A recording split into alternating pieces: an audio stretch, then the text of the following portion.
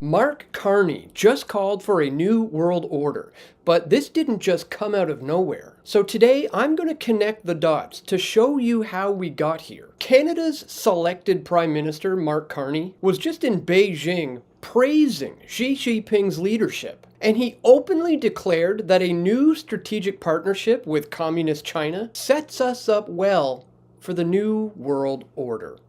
Mine is the first visit of a Canadian Prime Minister to China in nearly a decade. The world has changed much since that last visit. And I believe the progress that we have made in the partnership sets us up well for the new world order. Yes, you heard that correctly. Carney just called for a new world order while praising Xi's leadership. This wasn't a slip-up. This was the mask coming off. The globalist endgame agenda is here today, and it's accelerating at warp speed. And if you think this was just some random comment, I'm about to show you that it was in fact highly orchestrated. First of all, back in 2024, when I was boots on the ground reporting at the Bilderberg conference in Spain, I predicted it live that Mark Carney was eyeing the position of Prime Minister, and that he would get it if Bilderberg would allow it. I said that in June of 2024, and as it turns out, they did allow it. He went from an unelected globalist to the installed Prime Minister. No real election, no seat in the legislature, just elite selection. Stephen Harper attended the meetings in 2003, and then just 2 years later, this relatively unknown man became the Prime Minister of Canada. Chrystia Freeland was here last year, but she is not here this year in attendance. But either way, there are now two potential candidates for the Bilderberg pick of our next Prime Minister of Canada, Mark J. Carney. He is the chair of Brookfield Asset Management. And in case you didn't know, Mark Carney was the governor of the Bank of Canada from 2008 to 2013. And he was also the governor of the Bank of England from 2013 to 2020. It seems that his next venture in life may be politics, as he seems to be looking for the position of Prime Minister of Canada, if, of course, these guys are going to allow it. Well, they did allow it. And now he's handing Canada to China and openly calling for a new world order. Mark Carney isn't just any politician. He's tied directly to the Jeffrey Epstein network through Ghislaine Maxwell. Photos show him standing shoulder to shoulder with her. The same Maxwell who was convicted for trafficking minors to the power elite. These people don't just bump into each other by accident. This is the control network. And then there's his deep and personal bond with Chrystia Freeland. Did you know that Mark Carney is the godfather to one of Chrystia Freeland's children? And she herself has repeatedly called for a new world order.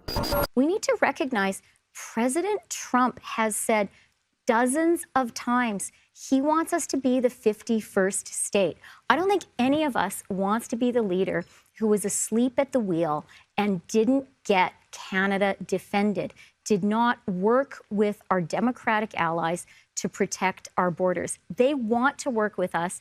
It's time for us to step up at home, to urgently reach out to them and build a new world order where democracy and Canadian sovereignty is protected. Dig even deeper and further back, you'll find that Chrystia Freeland once interviewed George Soros. And Soros told her straight up that it's time to bring China into the creation of a new world order. What sort of a financial deal should Obama be seeking to strike when he travels to China next month? No, I think this would be the time, because you really need to bring China into the creation of a new world order, financial world order. So I think you need a new world order that China has to be part of the process of creating it, and they have to buy in. They have to own it the same way as, let's say, the United States owns the Washington Consensus, the current order. Sound familiar? Carney is echoing the exact same playbook right now. His love fest with Beijing is coming from the exact same Soros script. I've been screaming specifically about Carney from the rooftops for 16 years. 16 years ago, on video, I warned you that Mark Carney was a key player in the globalist takeover. People called me crazy. And now, he's the Prime Minister. And he's openly admitting it. Now here in Canada, we do have our own national bank. But as a condition of joining the G7, which became the G8 and is now the G20, we gave up the right to loan ourselves money at no interest. We gave that right up to the IMF, the International Monetary Fund, who is not held accountable to us whatsoever. Now, the current governor of the Bank of Canada, Mark Carney, was once on the payroll for an organization known as Goldman Sachs. Now, Goldman Sachs is currently under investigation for fraud down in America. So now here we have a guy who was once involved with international private bankers, now heading up the Bank of Canada, trying to get us to take loans from the International Monetary Fund and pay interest on these loans. I told you he was a globalist Trojan horse, but I guess too many people were way too fast asleep back then to heed my warning. And 10 years ago, I hit the streets of Vancouver asking everyday people, would you want a new world order? Their answers were yes, over and over again. I was trying to show you that the brainwashed masses will accept their own chains once this thing is officially announced. My name's Dan from PFT, Progressives with Trudeau, and now that our new Prime Minister is leading the country, we're wondering if you would support a bill that leads towards more globalization, you know, because we need more inclusion and so that we could all be united under a new world order. Exactly, no, I think it's definitely a good thing. That would be so much better. I think that his ideals and stuff like that are way better than anything we've ever had. I think that'd be really cool. It's always nice to have people united. I know that's a big deal for us in the United States, and just we're in my city to have unity and stuff like that. Yeah. So that's cool. Sounds like a good idea. Yeah. I mean, to come under a global umbrella under the rule of Trudeau would be good for society, right? Yeah. I think so. Okay, great. Of course, but I would wonder why somebody would be against that. What would be the reasons? I know. Why would anybody be against that, right? I don't know. Yeah, I don't know. I'd definitely be for that. Yeah. Yeah, for sure. Yeah, I mean, like, specifically into a new world order type of idea being under, global government. Is that something you'd be in favor of? Yeah, definitely, with Canada being such a multicultural country. Yeah, why not just expand it to the new world order, right? Yeah, I agree. That was a warning, folks, that the brainwashed masses are going to welcome this with open arms once the new world order is official. In my film, United We Fall, we exposed it all. Here's a chilling montage of world leaders, presidents, and prime ministers openly calling for a new world order, one after another. I was trying to show you that it's not a conspiracy theory. It's their own words on tape.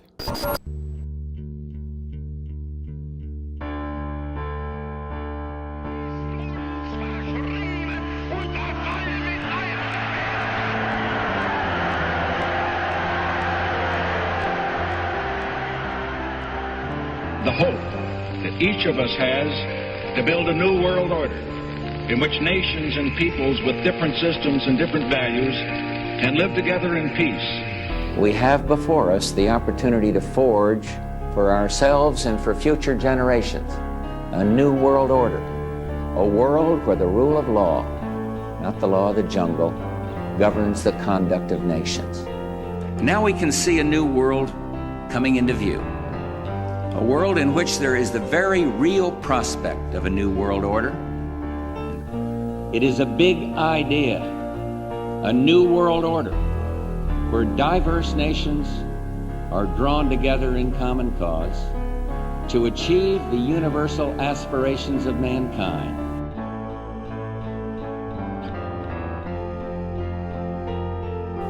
Out of these troubled times, our fifth objective, a new world order, can emerge.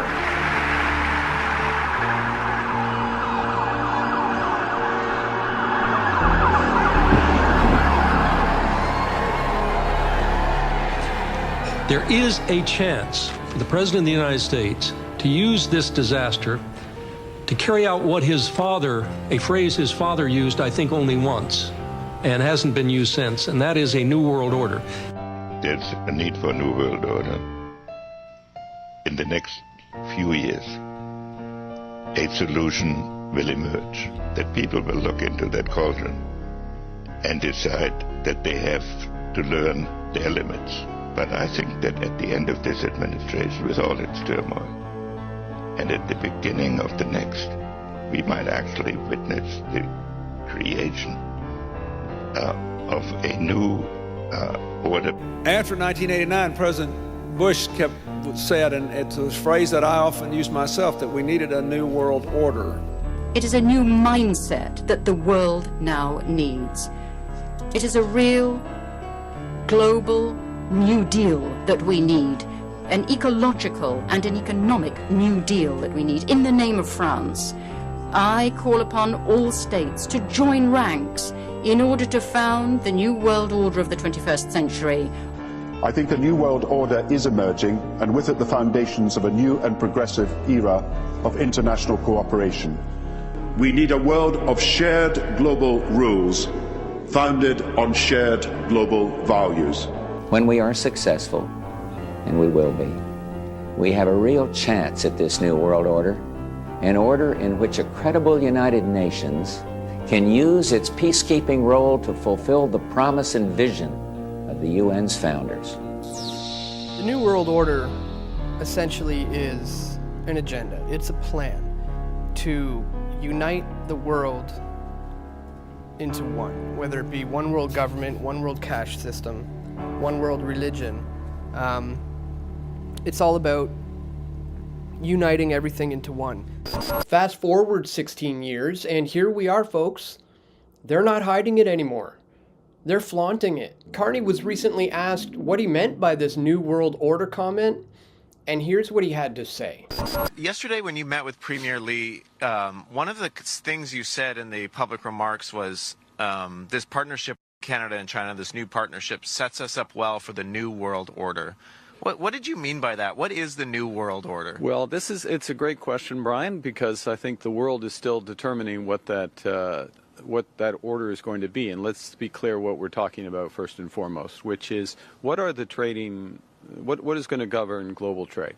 What is the role of the WTO going to be? How important are bilateral deals such as the one we're developing, plurilateral deals, if I can use that term, Trans-Pacific Partnership, potential linkages between Trans-Pacific Partnership and the EU? Where is financial regulation, payment system regulation going to fit into that? All of these aspects, I'm going to use a fancy word, like the architecture, the multilateral system that has been developing these is being eroded, to use a polite term, undercut, use another term. So the question is, what gets built in that place? How much of a patchwork is it? How much is it just on a bilateral basis? Or where do like-minded countries in certain areas? So like-minded countries, just to be clear, doesn't mean you agree on everything. Aspects, for example, on digital trade or agricultural trade, climate finance as another area, to move into areas of geostrategy, geosecurity. You will have different coalitions that are formed.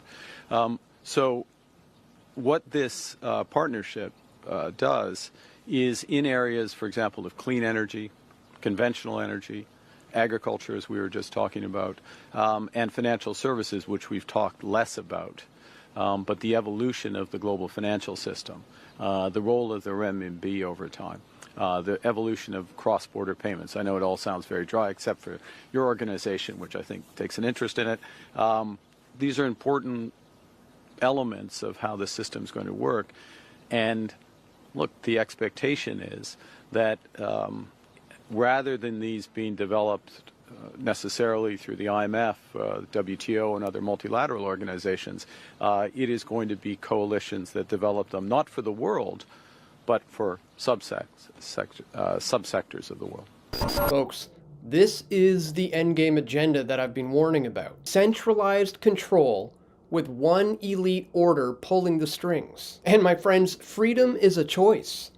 So it's up to you to reject the digital surveillance, reject the globalist sellout, and reject the New World Order. Please share the word and spread this video far and wide. Because if we don't, they win by default. The clock is ticking, folks, so please wake up before they lock us down for good. If you appreciate my efforts to constantly bring you this information over the last 20 years, please consider helping me out by making a contribution at pressfortruth.ca/donate. You can find a link for that in the description below. Please subscribe to me if you're new here, or follow me depending on wherever you happen to be watching this video. And thank you so much for watching. I hope you're listening now. Stay vigilant, keep fighting the good fight, and stay tuned, my friends. I'm going to have more video reports coming soon, God willing. This is Dan Dix reporting for Press for Truth. We all want truth.